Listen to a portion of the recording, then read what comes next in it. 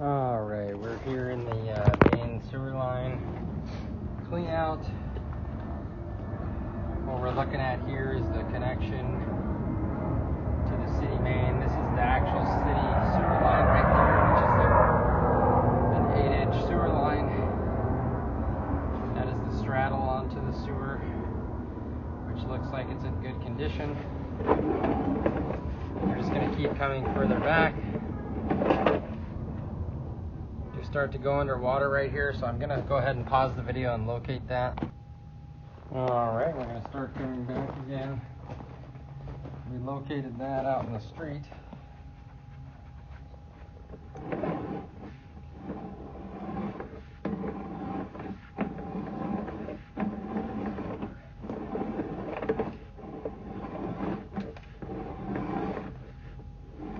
Alright, we'll go ahead and locate that now that it's out of the water. Alright, we have that located, so we're going to continue to come back.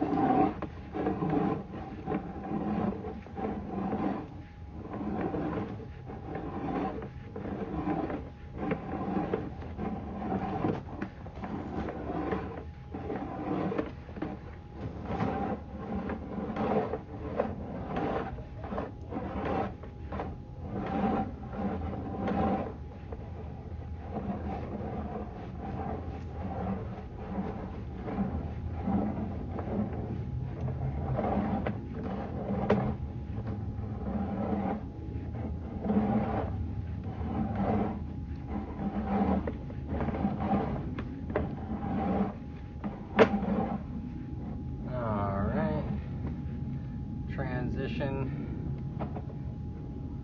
from the city line to the ABS home line. Looks like there is a little bit of an offset there where it's coming down, as you can see. So as I push in right here, this is the direction of flow. Drops down in, so there's a little bit of an offset in that connection there. Most likely not going to cause any kind of sewer line issues, but should have been put together properly.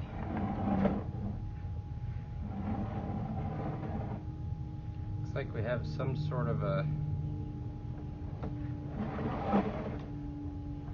low spot of water there. Not quite sure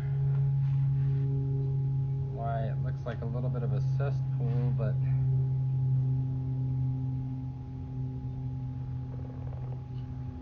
as you can see, there is some water standing in the bottom of that turn.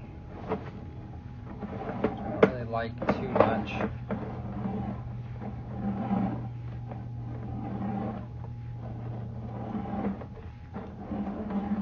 This section of the line looks good.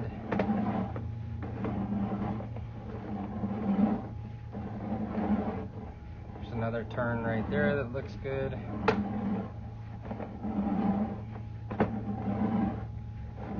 There's a section here that we're going to run into that comes underwater.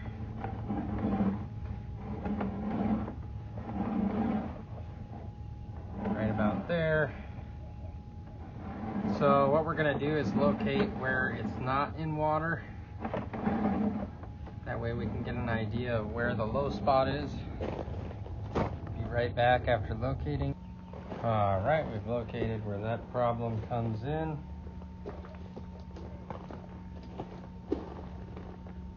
To let you know. Okay. Alright, so we're going to come back in the line because you see that it's holding water right about like 16 feet. Right about there. You can see the water in the line right there. Okay. Which is not necessarily like normal. It's a common issue that sewer lines have, but Sometimes they hold a little water in them. well, Maybe somebody flushed the toilet or something. No, it should be free flowing all the time, and you know, you can see as soon as you drop into this clean out here, you can hear the water down in there, and that's not normal. I mean, it's just that somebody installed it with improper. So basically, where they connected it up at the house, it has enough grade so that the line isn't going like this into a belly. Because from right at this clean out all the way out to where those pavers are right there, it's full of water.